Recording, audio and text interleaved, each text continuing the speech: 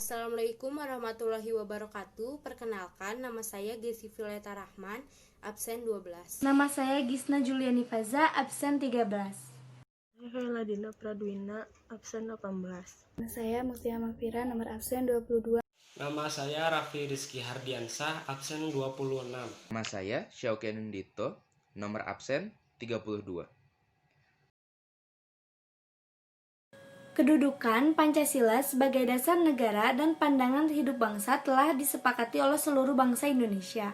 Tetapi dalam perwujudannya banyak mengalami pasang surut. Perwujudan nilai-nilai Pancasila sebagai dasar negara telah dilaksanakan sejak awal kemerdekaan, Orde Lama, Orde Baru, dan masa reformasi sampai sekarang. Pertama, masa awal kemerdekaan dari 1945 hingga 1959. Sejak awal kemerdekaan, seluruh bangsa Indonesia bertekad untuk menentukan nasib bangsanya sendiri yang baru saja lepas dari belenggu penjajahan pada saat itu, dengan berupaya mempertahankan kemerdekaannya. Pada periode inilah penerapan Pancasila memiliki banyak masalah, seperti upaya-upaya untuk mengganti Pancasila sebagai dasar negara dan penyimpangan pada nilai-nilai Pancasila. Penyimpangan tersebut diantaranya ialah A. Pemberontakan Partai Komunis Indonesia atau PKI di Madiun pada tanggal 18 September 1948 yang dipimpin oleh Musso dengan tujuan utamanya ialah mendirikan negara Soviet Indonesia dengan berideologi komunis atau mengganti Pancasila dengan paham komunis. B. Pemberontakan Darul Islam atau Tentara Islam Indonesia yang dipimpin oleh Kartosuwiryo. Pemberontakan ini ditandai dengan didirikannya NII atau Negara Islam Indonesia pada tanggal 7 Agustus 1949 dengan tujuan utamanya ialah mengganti Pancasila sebagai dasar negara dengan syariat Islam, tetapi gerakannya bertentangan dengan ajaran Islam sesungguhnya. C. Pemberontakan Republik Maluku Selatan atau RMS, yaitu sebuah gerakan separatisme yang dipimpin oleh Christian Robert Stephen Soumokil pada tanggal 25 April 1950 yang bertujuan untuk membentuk negara sendiri. D. PRRI atau Pramesta yang dipimpin oleh Syarifuddin Prawiranegara dan Feng Sumuha pada tahun 1957 sampai 1958 di Sumatera dan di Sulawesi. Gerakan ini merupakan bentuk koreksi pada pemerintahan pusat yang dipimpin oleh Presiden Soekarno. Oleh karena itu, timbullah inisiatif dalam upaya memperbaiki pemerintahan di Indonesia. E. APRA atau Angkatan Perang Ratu Adil merupakan milisi yang didirikan oleh Kapten Kolonel Raymond Westerling pada tanggal 15 Januari 1949. Westerling memandang dirinya sebagai sang Ratu Adil yang diramalkan akan membebaskan rakyat Indonesia dari tirani. Namun, Westerling bersekongkol dengan Sultan Hamid II untuk mempertahankan negara federasi yang dibentuk oleh Belanda untuk melawan NKRI yang dipimpin oleh Soekarno-Hatta. F. Perubahan bentuk negara dari Republik Indonesia Serikat menjadi Negara Kesatuan Republik Indonesia. Sedangkan konstitusi yang berlaku ialah Undang-Undang Dasar Sementara 1950. Akan tetapi dalam penerapannya lebih diarahkan seperti ideologi liberal yang ternyata tidak menjamin stabilitas pemerintahan. 2. Masa Orde Lama dari 1959 hingga 1966. Periode ini dinamakan demokrasi terpimpin. Demokrasi terpimpin merupakan suatu sistem demokrasi yang dimana seluruh keputusan dan pemikiran dalam pemerintahan negara berpusat pada pemimpin negara. Demokrasi terpimpin ini dicetuskan oleh Presiden Soekarno karena banyaknya gerakan separatis yang menyebabkan ketidakstabilan negara. Oleh karena itu, Presiden Soekarno mengeluarkan dekret presiden pada tanggal 5 Juli 1959. Adapun beberapa penyimpangan terhadap Pancasila dan Undang-Undang NRI pada tahun 1945, yaitu A. Presiden Soekarno ditetapkan sebagai presiden seumur hidup berdasarkan TAP MPRS nomor 20/1963 yang menyebabkan kekuasaan presiden semakin besar dan tidak terbatas. B. Presiden mengeluarkan penetapan Presiden nomor 3/1960 tanggal 5 Maret 1960 yang membubarkan DPR hasil pemilu 1955. C. Presiden membentuk MPRS yang anggota-anggotanya terdiri atas anggota DPR GR, utusan daerah, dan utusan golongan yang semuanya diangkat dan diberhentikan oleh Presiden. 3. Masa Orde Baru. Era baru dalam pemerintahan dimulai setelah melalui masa transisi yang singkat, yaitu antara tahun 1966 hingga 1968. Ketika Jenderal Soeharto dipilih menjadi Presiden Republik Indonesia. Era tersebut kemudian dikenal sebagai Orde Baru dengan konsep demokrasi Pancasila. Visi utama pemerintahan Orde Baru ini adalah untuk melaksanakan Pancasila dan UUD NRI tahun 1945 secara murni dan konsekuen dalam setiap aspek kehidupan masyarakat Indonesia. Dengan visi tersebut, Orde Baru memberikan secercah harapan bagi masyarakat Indonesia, terutama yang berkaitan dengan politik, dari yang bersifat otoriter menjadi lebih demokratis. 4. Masa reformasi dari 1998 hingga sekarang. Pada masa reformasi, penerapan Pancasila sebagai dasar negara terus menghadapi berbagai tantangan. Penerapan Pancasila tidak lagi dihadapkan pada ancaman pemberontakan yang ingin mengganti Pancasila dengan ideologi lain. Akan tetapi lebih dihadapkan pada kondisi kehidupan masyarakat yang diwarnai oleh kehidupan yang serba bebas. Kebebasan yang mewarnai kehidupan bangsa Indonesia ini meliputi berbagai macam bentuk, mulai dari kebebasan berbicara, berorganisasi, berekspresi, dan sebagainya. Kebebasan tersebut di satu sisi dapat memacu kreativitas masyarakat Indonesia, tetapi di sisi lain juga bisa mendatangkan dampak negatif yang merugikan bangsa Indonesianya sendiri. B. Nilai-nilai Pancasila sesuai dengan perkembangan zaman. Istilah ideologi dibangun dari dua kata, yaitu idea yang berarti gagasan, konsep, pengertian dasar, dan cita-cita.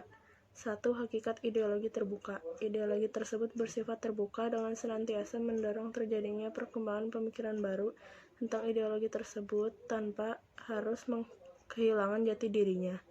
Ciri khas ideologi terbuka adalah nilai dan cita-citanya tidak dipaksakan dari luar, melainkan digali dan diambil dari kekayaan rohani, moral, dan budaya. Yang kedua, kedudukan Pancasila sebagai ideologi terbuka. Keterbukaan ideologi Pancasila mengandung nilai-nilai berikut. Yang pertama adalah nilai dasar, yaitu hakikat kelima Pancasila. Yang kedua adalah nilai instrumental, yaitu penjabaran lebih lanjut dari nilai-nilai dasar ideologi Pancasila. Yang ketiga, nilai praksis, yaitu merupakan realisasi nilai-nilai instrumental dan dalam suatu pengalaman nyata.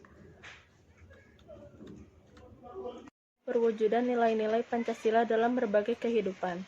Yang pertama, di bidang politik, pemilihan umum dijalankan berdasarkan demokrasi Pancasila, menghargai hak asasi manusia, dan terciptanya sistem hukum nasional berdasarkan Pancasila. Nomor 2, di bidang ekonomi. Yang pertama, perekonomian disusun sebagai usaha bersama berdasar atas asas kekeluargaan.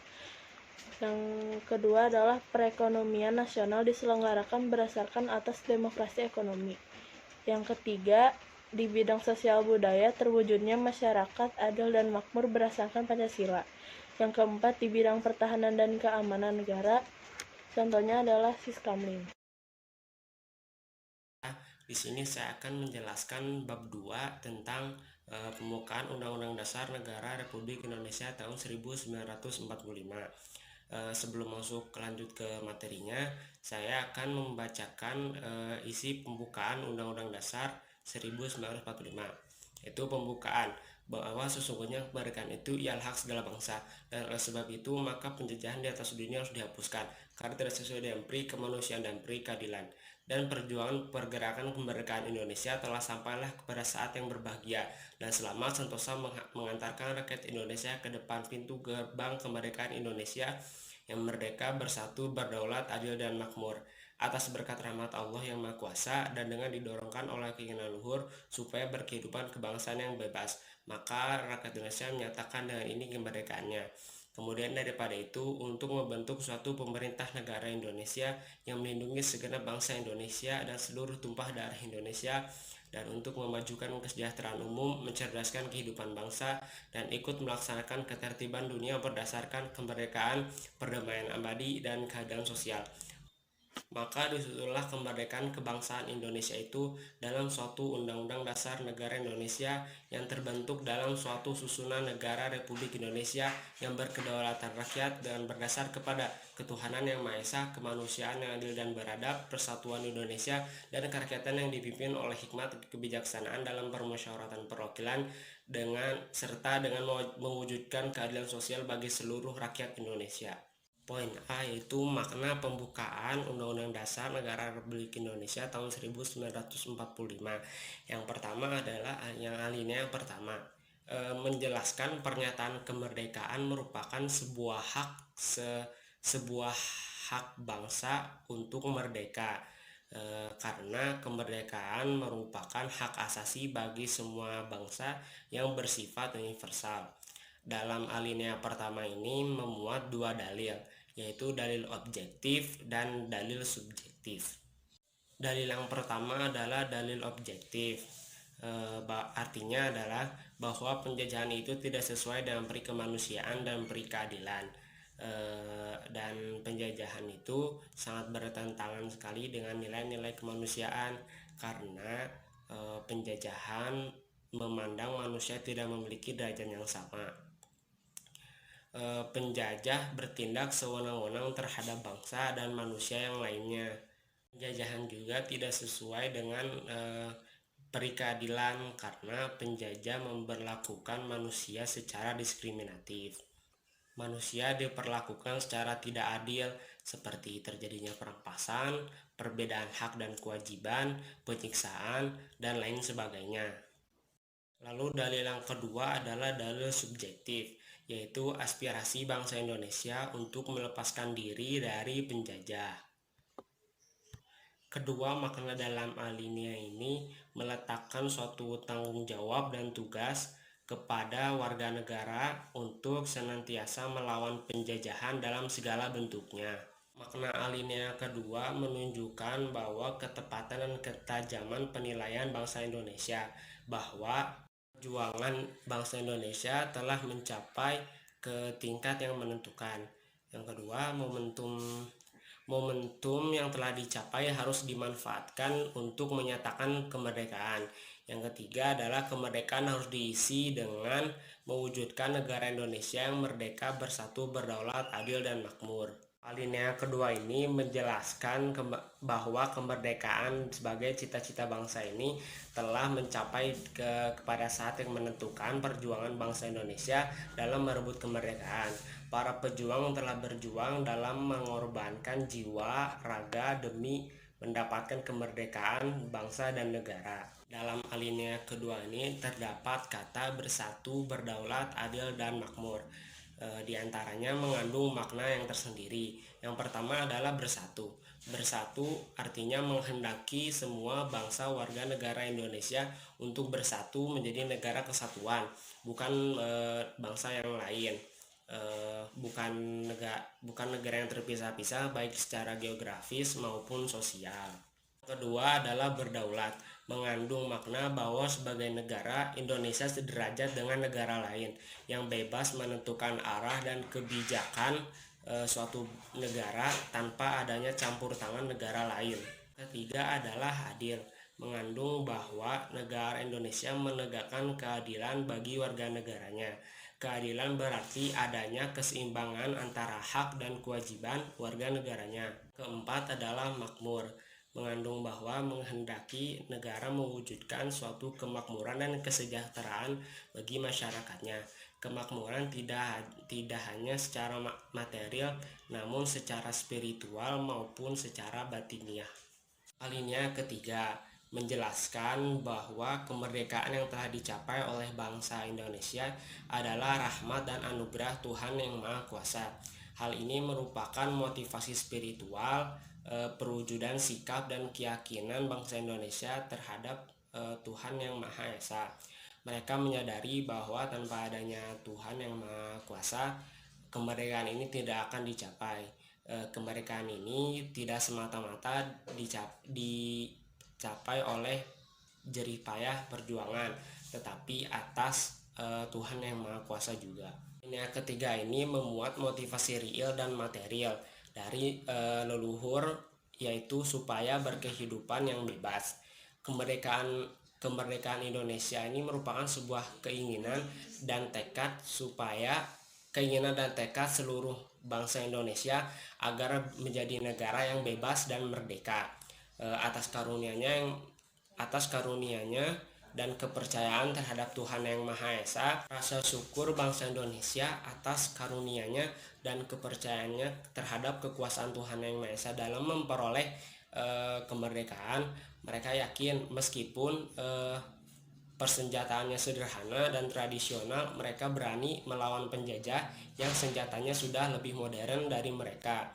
Para pejuang yakin bahwa Tuhan Yang Maha Esa akan memberikan bantuannya kepada umatnya dalam melawan penjajah. Alinea ketiga ini mempertegas pengakuan dan kepercayaan bangsa Indonesia terhadap Tuhan Yang Maha Esa. Hal ini menunjukkan bahwa tekad yang kuat dan keyakinan terhadap kekuasaan Tuhan dapat menjadi faktor pendorong dan penentu keberhasilan mencapai suatu cita-cita. Dan yang terakhir adalah alinea keempat. Alinea keempat, pembukaan Undang-Undang Dasar Negara Republik Indonesia tahun 1945 memuat prinsip-prinsip negara Indonesia, yaitu yang pertama, tujuan negara yang akan diwujudkan oleh pemerintah negara. Yang kedua adalah ketentuan diadakannya undang-undang. Yang ketiga adalah bentuk negara, yaitu bentuk republik yang berkedaulatan rakyat. Dan yang terakhir adalah dasar negara, yaitu Pancasila. Negara Indonesia yang dibentuk memiliki tujuan negara yang hendak diwujudkan, yaitu melindungi segenap bangsa Indonesia dan seluruh tumpah darah Indonesia, memajukan kesejahteraan umum, mencerdaskan kehidupan bangsa, serta melaksanakan ketertiban dunia yang berdasarkan kemerdekaan, perdamaian abadi, dan keadilan sosial. Keempat tujuan negara tersebut merupakan arah perjuangan bangsa Indonesia setelah kemerdekaan. Pembukaan Undang-Undang Dasar Negara Republik Indonesia tahun 1945 menghendaki diadakannya Undang-Undang Dasar. Kehendak ini merupakan prinsip Indonesia sebagai negara hukum. Pemerintahan diselenggarakan berdasarkan Undang-Undang Dasar, tidak atas dasar kekuasaan belaka. Setiap warga negara wajib menjunjung tinggi hukum. Artinya setiap warga negara wajib menaati hukum-hukum yang berlaku. Alinea keempat ini juga memuat prinsip bentuk negara, yaitu susunan negara Republik Indonesia. Republik merupakan pemerintahan yang pemerintahannya dipilih oleh rakyat, tidak seperti bentuk kerajaan yang dimana sebagian bentuknya adalah secara turun-temurun.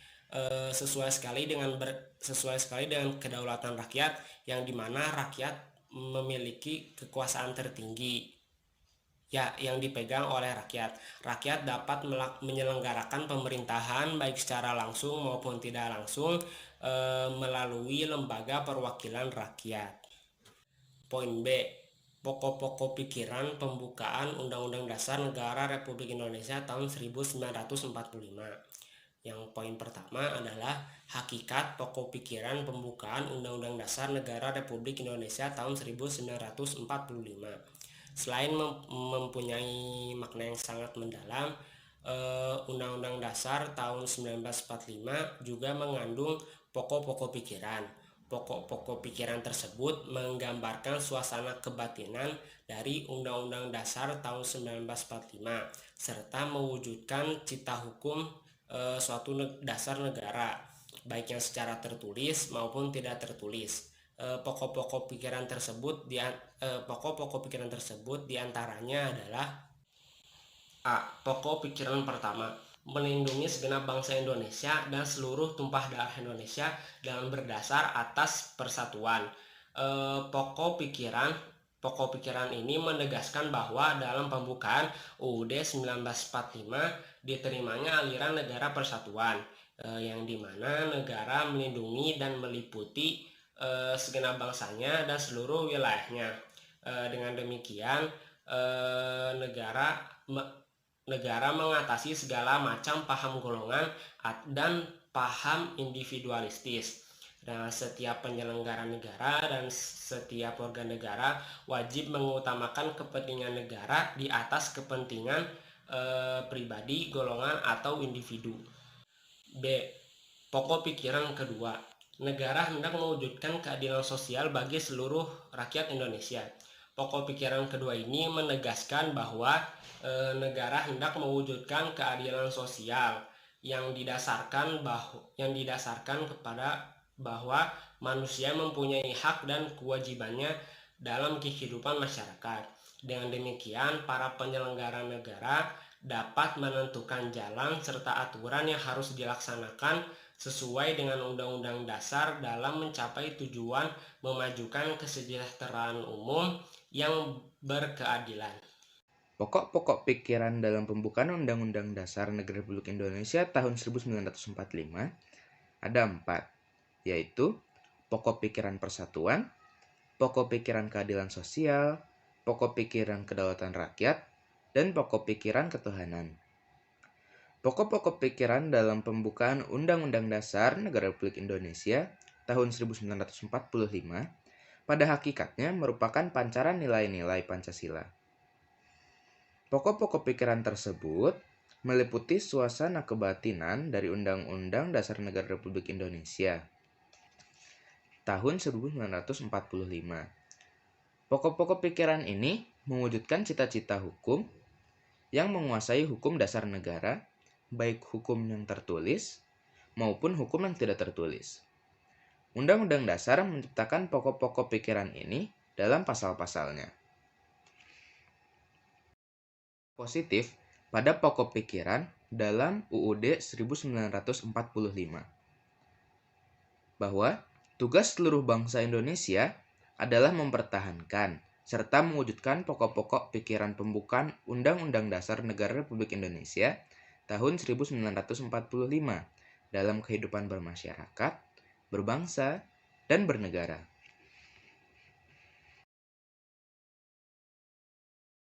Bab 3, yang pertama A. Hakikat dan teori kedaulatan. Kedaulatan berasal dari bahasa Arab yaitu kata daulah yang berarti kekuasaan tertinggi.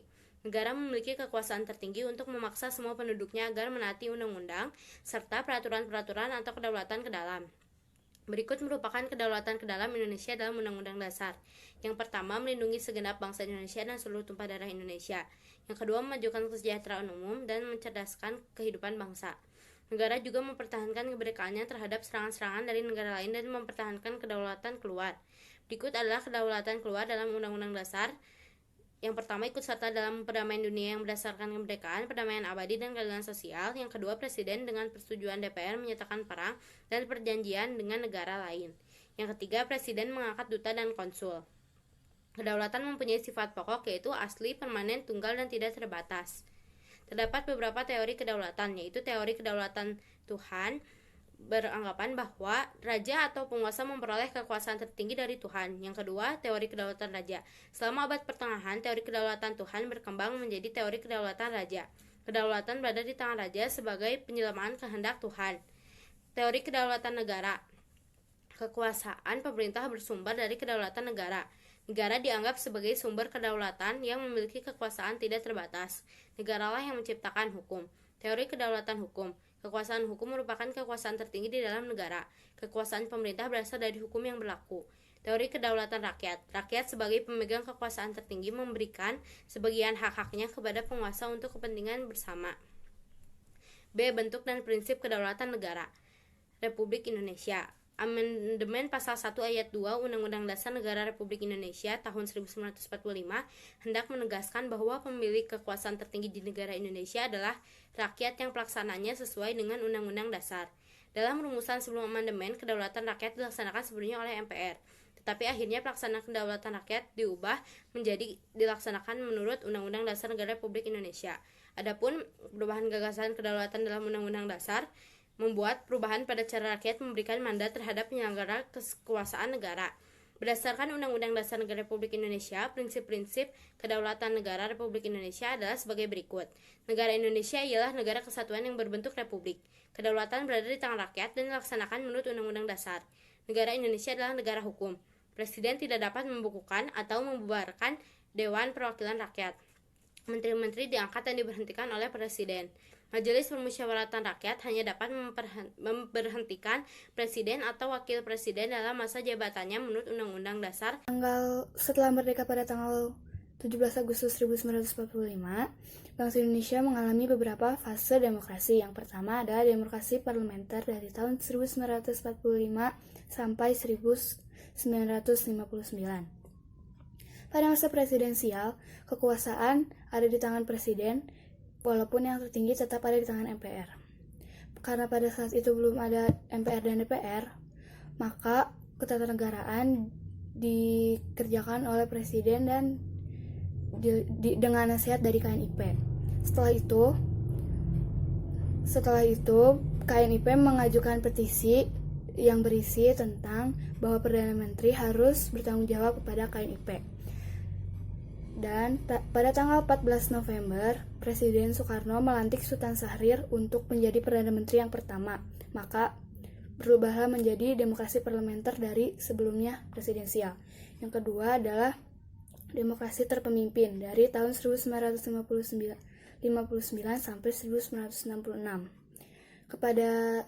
Di masa ini kembali pada Undang-Undang Dasar Negara yang membawa konsekuensi dan diharapkan untuk bisa lebih baik lagi. Namun yang terjadi adalah kekuasaan banyak menumpuk di tangan presiden. Dan juga presiden mengeluarkan hukum, yaitu untuk melantik Presiden Soekarno sebagai presiden seumur hidup. Yang ketiga adalah demokrasi Pancasila dari 1966 sampai 1998. Di fase ini dipimpin oleh Presiden Soeharto dengan menjalankan Undang-Undang Dasar Negara dan Pancasila dengan murni dan konsekuen. Yang terakhir adalah demokrasi Pancasila masa reformasi dari 1998 sampai sekarang. Dengan cara mengembangkan dan memperbaiki peraturan-peraturan berasal dari Undang-Undang Dasar dan Pancasila mengikuti perkembangan zaman, dan juga membangun lembaga-lembaga pemerintahan, yaitu Majelis Permusyawaratan Rakyat, Presiden, Dewan Perwakilan Rakyat, BPK, Mahkamah Agung, Mahkamah Konstitusi, Dewan Perwakilan Daerah, dan juga Komisi Yudisial. Sekian. Assalamualaikum warahmatullahi wabarakatuh.